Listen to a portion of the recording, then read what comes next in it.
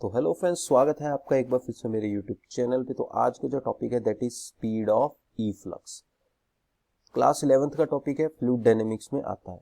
तो दोस्तों सबसे पहले हम डिस्कस करेंगे कि ई फ्लक्स का क्या मतलब है। यहाँ पे जो वर्ड यूज हो रहा है E flux, what does it stands for. E flux का मतलब क्या होता है, ई फ्लक्स वर्ड का मीनिंग क्या है बच्चों। तो ई फ्लक्स वर्ड का मतलब है net outward flow of a liquid. ठीक है, क्या मतलब है इसका कि कितना लिक्विड बाहर की तरफ जाता है किसी पर्टिकुलर होल से। Net outward flow of a liquid from a hole, कि किसी होल से कितना जो है लिक्विड बाहर जा रहा है उसे बोलते हैं ई फ्लक्स। और स्पीड ऑफ ई फ्लक्स का मतलब क्या हुआ कि किसी होल से कितनी स्पीड से लिक्विड बाहर जा रहा है उसे हम बोलते हैं स्पीड ऑफ ई फ्लक्स। तो वही हम यहाँ पे दोस्तों आज कैलकुलेट करने वाले हैं। तो चलिए शुरू करते हैं कैलकुलेशन। इसके लिए हम एक टैंक कंसीडर करेंगे। सपोज हमारे पास हमने एक ये टैंक कंसीडर कर लिया बच्चों। Let this is a tank. ये एक टैंक है जिसमें एक फ्लूइड भरा हुआ है भाई। तो आपके सामने मैं एक टैंक का डायग्राम बनाने जा रहा हूं। एक लिक्विड का टैंक है ये, जो ऊपर से भी बंद है पूरा।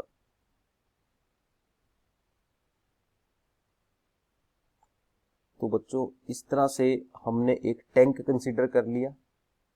और सपोज इस टैंक में क्या भरा हुआ है, एक लिक्विड भरा हुआ है। ये हम भर देते हैं इसके अंदर एक लिक्विड। तो यहां तक, इस हाइट तक इस टैंक में एक लिक्विड हमने फिल किया हुआ है भाई। Suppose there is a liquid which is filled inside the tank like this. ठीक है जी। और हमने माना कि ये जो लिक्विड हमने भरा है, इस लिक्विड की जो डेंसिटी है दैट इज रो। और अब होगा क्या, इस टैंक में बच्चों सपोज हमने यहां पे कर दिया एक छोटा सा होल। अब होल करेंगे तो यहां से लिक्विड कहां जाएगा भाई, बाहर की तरफ जाएगा, है ना। लिक्विड कहां जाएगा, बाहर की तरफ। तो लिक्विड जब यहां से बाहर जाएगा तो लिक्विड कितनी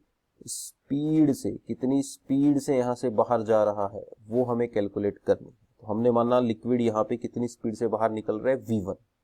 और इस पॉइंट को मैंने मान लिया कि इस पॉइंट का जो एरिया ऑफ क्रॉस सेक्शन है वो है a1, ये जो होल है यहाँ पे। और ऊपर जो लिक्विड का ये फ्री सरफेस है, this is the free surface of the liquid, free surface of the liquid. और इस फ्री सरफेस का एरिया ऑफ क्रॉस सेक्शन बच्चों मैंने मान लिया a2। और सपोज यहाँ पे फ्री सरफेस पे लिक्विड कितनी स्पीड से नीचे जा रहा है, सपोज v2 के यहाँ जो वेलोसिटी है फ्लूइड की इस फ्री सरफेस पे मान लिया कितनी है, सपोज v2 है। समझ गए डायग्राम। तो हमें यहाँ पे क्या निकालना है कि इस होल से लिक्विड कितनी स्पीड से बाहर आ रहा है। तो ये जो स्पीड है ना, जितनी स्पीड से लिक्विड बाहर आ रहा है, इसे ही कहा जाता है स्पीड ऑफ ई फ्लक्स। और यही हमें बच्चों कैलकुलेट करनी है। तो ये बहुत ही प्यारी सी सुंदर सी एक एप्लीकेशन है किसकी, बर्नौली थ्योरम की। ठीक है ना। तो बर्नौली थ्योरम यहाँ बहुत खूबसूरती से बच्चों हम यहाँ यूज करेंगे।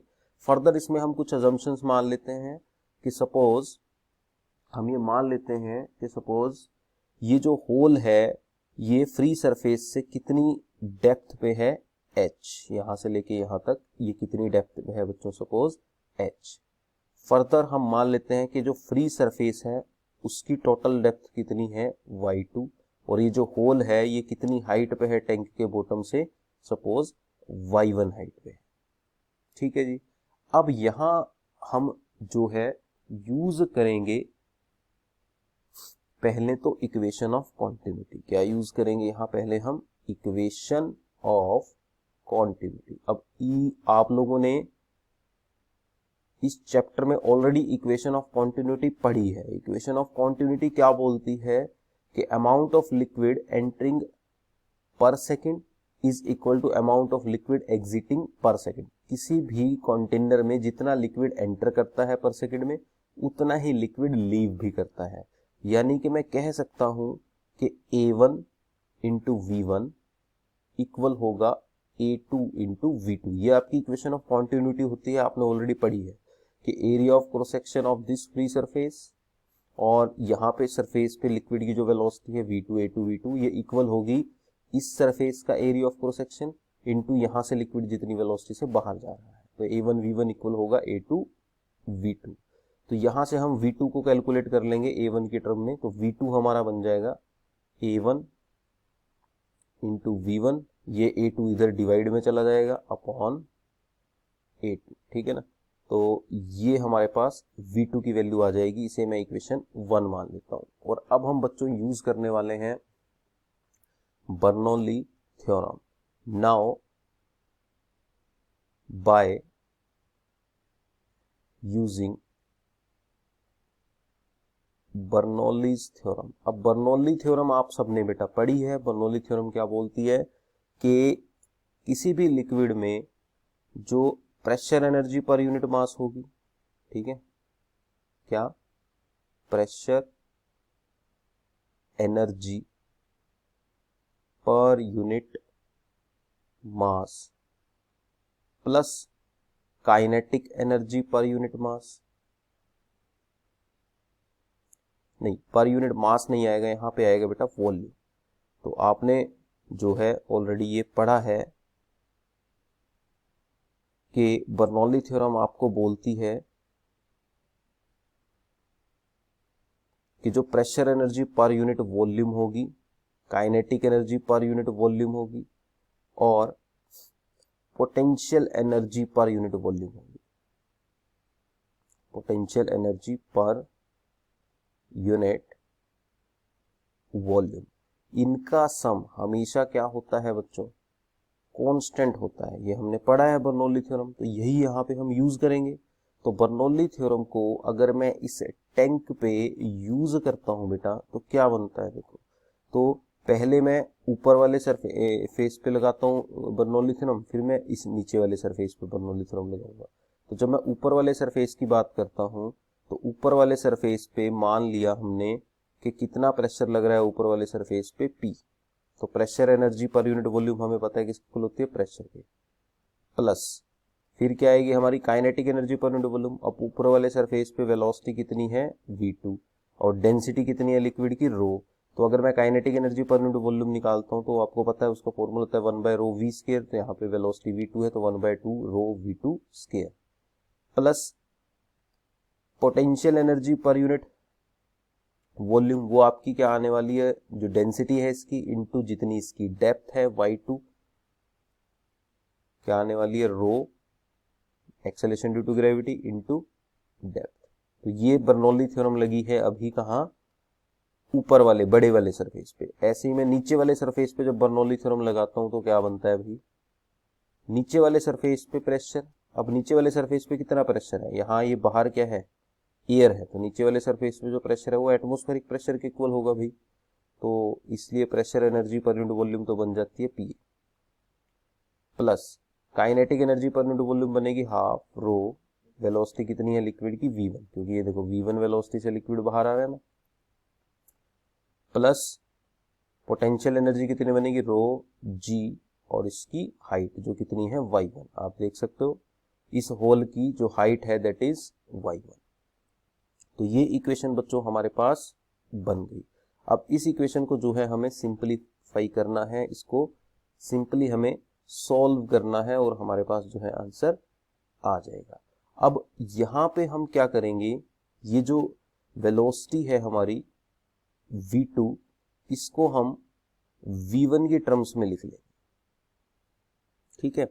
तो हमारे पास क्या आएगा देखो, अब इस V2 को यहाँ पे आप देख सकते हो V2 को मैं इन टर्म्स ऑफ V1 लिख सकता हूं, तो लिख देता हूं। तो हमारे पास बन जाता है P plus half rho, V2 को जब मैं V1 की टर्म में लिखता हूं तो बनता है A1/A2 इंटू V1। ये बनता है A1/A2 इंटू V1 सारे का स्क्वायर प्लस रो GY2। ऐसे ही इधर आएगा बच्चों atmospheric pressure PA plus 1/2 rho V1 square plus rho जी Y1। अब आप क्या करो, V1 वाली टर्म्स एक तरफ कर लो और बाकी सारी टर्म्स एक तरफ कर लो, तो आपके पास बनता है 1/2 रो, इधर आपका बनेगा ये A1 का स्केयर बाय A2 का स्केयर इंटू V1 स्केयर। इसको इधर ले आओगे आप, जब इसको इधर लाओगे तो ये माइनस का बनेगा, तो माइनस के half rho V1 square is equal to, right side पे आपके पास बचा PA प्लस रो जी Y1, और बाकी टर्म्स लेफ्ट वाली जब राइट में आएंगी तो ये बनेगा माइनस के P, ये P इधर आके माइनस P, ऐसे ये रो जी Y2 इधर आके माइनस रो जी Y2। अब लेफ्ट साइड में 1/2 रो ये कॉमन आ जाएगा, साथ में V1 स्केयर भी कॉमन आ जाएगा, अंदर आपके पास बचेगा A1 square upon A2 square minus 1 is equal to, यहां आप लिख सकते हो PA minus P plus rho G, ये कॉमन आ जाएगा यहाँ पे, और अंदर बचेगा आपके पास Y1 माइनस Y2। ठीक है दोस्तों, ये आपके पास बचेगा। अब इससे आगे की कहानी, इसके बाद क्या करना है हमें उस चीज को देखेंगे। नेक्स्ट हमारे पास आता है बेटा, ये बन जाता है Y1 माइनस Y2 को देखेंगे हम ध्यान से। आप इस डायग्राम को ध्यान से देखो, यहां पे अगर आप Y2, ये है आपका Y2 और ये है आपका Y1, तो डायग्राम से साफ नजर आ रहा है कि अगर मैं Y2 माइनस Y1 निकालता हूं then it comes out to be H। देखो यहां से लेके फ्री सरफेस से लेके हमारे इस छोटे हॉल की डिस्टेंस कितनी है बेटा, H, और ये टोटल डिस्टेंस है हमारी Y2, ये डिस्टेंस है Y1, तो अगर मैं Y2 में से Y1 माइनस करता हूं तो मुझे मिलेगा H। ठीक है, तो डायग्राम से ये चीज क्लियर हो रही है क्या, कि Y2 minus Y1 is equal to H। ठीक है, तो इसका मतलब अगर मैं यहाँ माइनस कॉमन निकाल लूं तो Y1 माइनस Y2 मेरा इक्वल आ जाता है H, माइनस कॉमन निकाल लूंगा तो यानी कि Y1 माइनस Y2 मेरा बन जाता है माइनस H। तो ये वाली जो वैल्यू है मैं यहाँ रखूंगा तो मेरे पास बन जाएगा 1/2 rho V1 square into A1 square upon A2 square minus 1 is equal to PA minus P plus rho Y, ये रो G, ठीक है, यहाँ पे G आएगा, रो G इंटू यहाँ पे आएगा माइनस H। क्लियर है जी यहाँ तक। अब फर्दर आपके पास इक्वेशन बन जाती है half rho V1 square into A1 square upon A2 square minus 1 is equal to PA minus P minus rho HG, ये आपके पास आ जाता है। ठीक है जी। अब अगर आप डायग्राम की तरफ वापस जाओ, आप देख सकते हो डायग्राम में ये जो ऊपर वाला एरिया है A2, it is quite large than this area. आप देख सकते हो A2 is very very greater than A1, क्योंकि यहाँ पे एक बहुत ही स्मॉल होल है और A2 बहुत ज्यादा है। तो यहाँ पे हम बच्चों क्या करेंगे, here A2 is very very greater than A1, तो इसका मतलब जो A1 square upon A2 square होगा इसकी वैल्यू बहुत कम आएगी, क्योंकि न्यूमिनेटर हमारा बहुत छोटा है, डिनोमिनेटर बहुत बड़ा है। तो इसको हम क्या कर सकते हैं, नेग्लेक्ट कर सकते हैं। तो इसका मतलब यहां अब हम क्या करेंगे, ये जो इक्वेशन में A1 square by A2 square है इसको नेग्लेक्ट कर देंगे बच्चों, क्योंकि इसकी वैल्यू बहुत ही कम आएगी, अप्रोक्सीमेटली 0 के आसपास। ठीक है, तो आपके पास ये बन जाएगा फिर 1/2 रो V1 स्केयर, यहाँ पे अप्रोक्सीमेटली इसको नेग्लेक्ट कर देंगे तो क्या बचेगा, यहाँ पे माइनस 1 बचेगा, इक्वल टू, इसको नेग्लेक्ट कर दिया यहाँ से, तो हमारे पास बचा PA minus P minus rho HG। ठीक है, ये बचा। क्लियर है यहाँ तक सबको? फर्दर आपके पास फिर ये इक्वेशन बन गई माइनस के 1/2 rho v1 square is equal to, अब पी ए माइनस पी में से मैं माइनस कॉमन निकाल लेता हूं तो बन जाता है P minus P A minus rho G H. अब माइनस थ्रू आउट कैंसिल होगा तो आपके पास इक्वेशन बनेगी half rho v1 square is equal to P minus P A plus rho G H. अब हमें क्या निकालनी थी भाई? वेलोसिटी निकालनी है ना, ये वाली v1।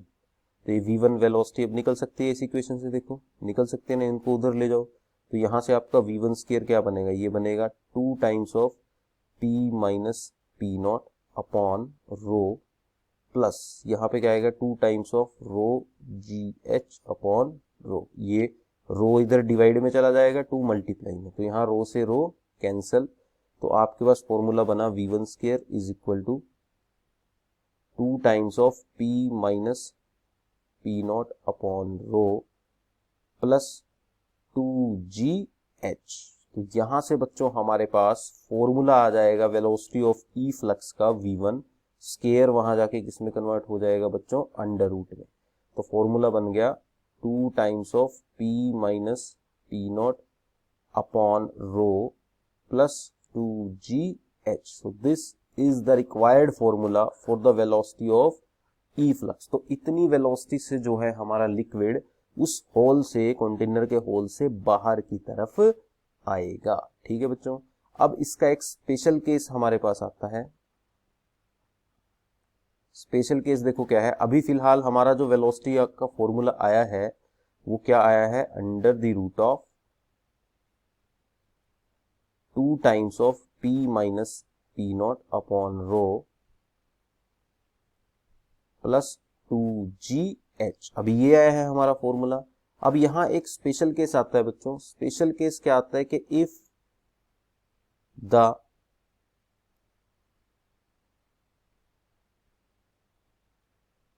Free surface, if the bigger free surface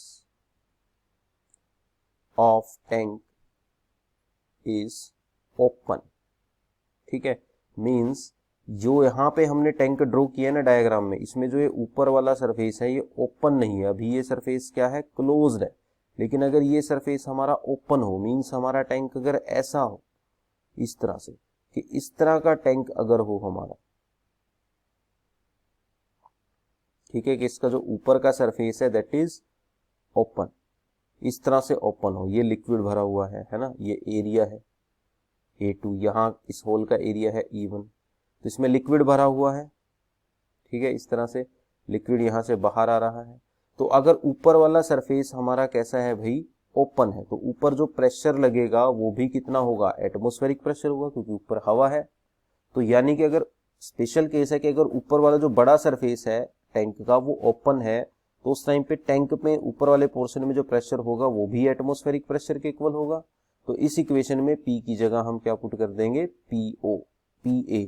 तो PA पुट करेंगे तो वेलोसिटी बनेगी v1 is equal to under the root of 2 times of P not minus, मतलब PA minus PA upon rho plus 2gh। अब PA minus PA 0, 0 into something 0, तो आपके पास velocity यहाँ से क्या बनी?